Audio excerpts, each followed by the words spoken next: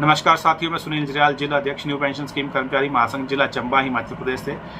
पिछले कल केंद्रीय सरकार ने एनपीएस में संशोधन करते हुए एक नई पेंशन स्कीम लॉन्च की है, यूपीएस यूनिफाइड पेंशन स्कीम।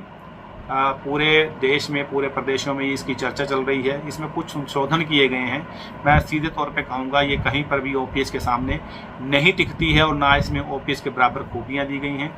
ये पूरी तरह से एक संशोधित रूप है और इसको कर्मचारी किसी भी हाल में स्वीकार नहीं करेंगे। अगर केंद्र सरकार विकल्प देना ही चाहती है तो एनपीएस यूपीएस की बजाय वो ओपीएस का विकल्प दे।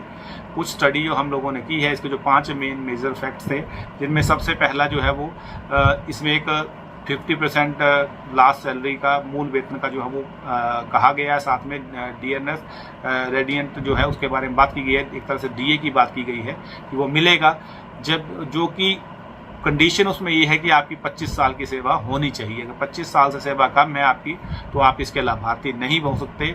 और इसमें एक चीज़ और है, अगर आप 25 साल की सेवा पूरी करते भी हैं तो आपका जो 10% जमा रहेगा और 18.5% गवर्नमेंट अपनी ओर से देगी, तो उसको आपको सरेंडर करना पड़ेगा गवर्नमेंट को, तभी आपको ये 50% प्लस डीए का जो लाभ यूपीएस के तहत मिलेगा।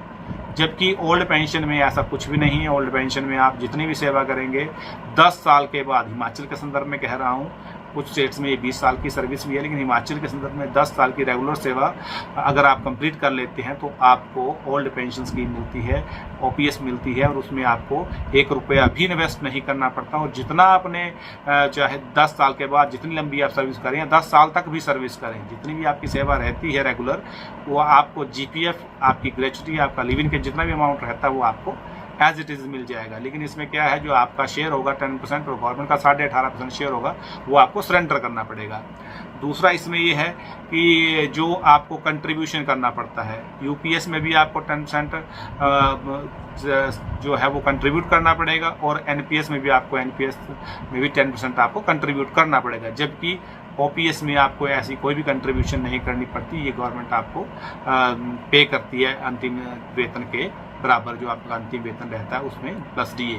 तो ये जो मेजर फ्लॉज हैं और जो खूबियाँ हैं वो इसकी हैं। बाकी कहीं पर भी ओपीएस के सामने यूपीएस नहीं टिकती है। मेरा माननीय प्रधानमंत्री आदरणीय श्री नरेंद्र मोदी जी से निवेदन रहेगा, वो तीसरी बार हमारे देश के प्रधानमंत्री बने हैं, उनसे निवेदन रहेगा कि एनपीएस और यूपीएस की ऑप्शन देने की बजाय आप एक कल्याणकारी राज्य जो है भारत, जो एक कल्याणकारी लोकतंत्र है, उसकी परिभाषा को परिभाषित करें और कर्मचारियों के लिए एनपीएस या यूपीएस के संशोधनों को छोड़ करके डायरेक्ट ओपीएस लागू करें, जिससे वो आपके साथ जो जुड़ सकें। और जो इतने वर्षों से, पिछले 7 से 8 वर्षों से जो कर्मचारी सड़कों पे हैं, जो आंदोलनरत हैं, जिनकी वजह से आपको झुककर ये स्टेप लेना पड़ा है और आपने एनपीएस को संशोधित करके यूपीएस नाम के एक योजना लाई है, तो मेरा निवेदन रहेगा आपसे कि ये इस योजना को बंद करके आप ऑप्शन ओपीएस की दें। ओपीएस के नीचे कर्मचारी को कुछ भी मंजूर नहीं है। हम कर्मचारी देश और प्रदेश की उन्नति तरक्की के लिए दिन रात एक करते हैं, लेकिन अगर हमारे हकों की बात आती है तो आप लोग नई नई स्कीमें लाते हैं।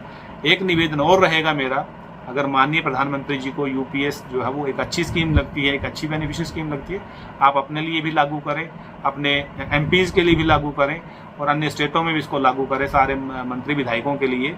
अगर ऐसा हो जाता है पूरे इंडिया में तो निश्चित तौर पर कर्मचारी भी इसको अपनाने में परहेज नहीं करेंगे। फिलहाल मेरा यही संदेश है आपके लिए। जय हिंद, जय एनपीएस।